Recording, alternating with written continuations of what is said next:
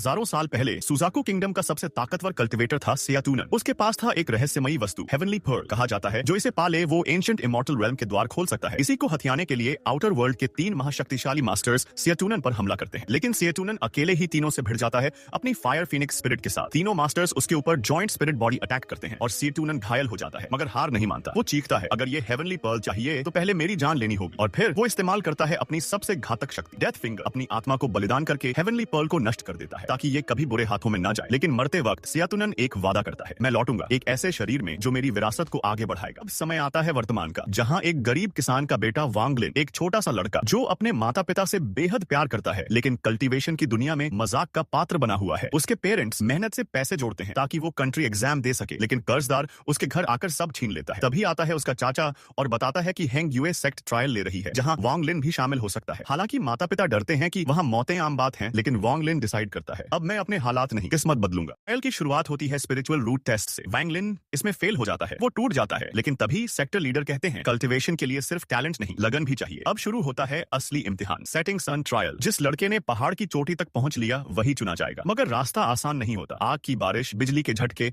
और invisible traps, कई प्रतिभागी वहीं ढेर हो जाते हैं। वांगलिन बुरी तरह घायल होता है, लावा में गिर पड़ता है, मरते मरते बचता है, लेकिन वो हार नहीं मानता। आखिरी में जब सारी उम्मीदें टूट चुकी होती हैं, वांगलिन पहुंचता है एक रहस्यमयी जगह पर जहां 1000 साल पहले हेवनली पर्ल भी गिरी थी। पर्ल की पावर उसकी चोटें ठीक कर रही थी, लेकिन तभी जब उसने पर्ल को छुआ वो टुकड़ों में बंटकर वाटर ड्रॉप्स में बदल गई और उसी पल पर्ल ने उसे अपने अंदर खींच लिया। अंदर एक आत्मा उसका इंतजार कर रही थी, सीतू नान। सीतू नान ने बताया कि उसका शरीर नष्ट हो चुका है, लेकिन आत्मा पर्ल में कैद है। अब वो लीन के शरीर पर कब्जा करना चाहता था, लेकिन वांगलिन की आत्मा इतनी आसानी से हार मानने वाली नहीं थी। सीतू नान हार गया और सोचने लगा, ये पर्ल ने इस आम लड़के को ही क्यों चुना। दूसरी तरफ हंग्यू सेक्ट में सीनियर सुन ने उसकी मेहनत देख उसे रजिस्टर्ड डिसाइपल बना लिया। वहां लिन को समझ आया, डिसाइपल्स के कपड़ों, हो के रंग उनके स्तर बताते हैं। ग्रे सबसे नीचे, रेड मिड में और व्हाइट सबसे ऊपर। लिन को पहले ही दिन मिला सबसे मुश्किल मिशन, 7 दिन में पानी से कंटेनर भरना। पहले दिन पूरा दिन मेहनत के बाद भी एक भी कंटेनर नहीं भर सका, ऊपर से हाथ भी जख्मी हो गया, लेकिन उसे पर्ल की याद आई। पर्ल से पानी पिया तो घाव ठीक हो गए और शरीर भी मजबूत हो गया। फिर उसने ओस की बूंदों से पर्ल को अपग्रेड करना शुरू किया। सीतू नान ये सब देख रहा था, वो हैरान था और कहा, इस लड़के में तो अक्ल भी है लेकिन खतरे कम नहीं थे। लियू नाम का गार्ड उस पर शक करता है और उसे पीटता है, ट्रेजर छुपाने का इल्जाम भी लगाता है। लीन अपने मन में कहता है, मैं हर अपमान का हिसाब रखूंगा, एक दिन सबका बदला लूंगा। सीतू नान अब और इंतजार नहीं करना चाहता था, वो उसे ट्रेनिंग देना शुरू करता है। धीरे धीरे लीन ने ग्रेविटी आर्ट मास्टर कर लिया। सेक्ट में आने वाला था एक्सचेंज कॉन्फ्रेंस, जहां चुने गए डिसाइपल को रेड लेवल मिलेगा। सबने उम्मीद की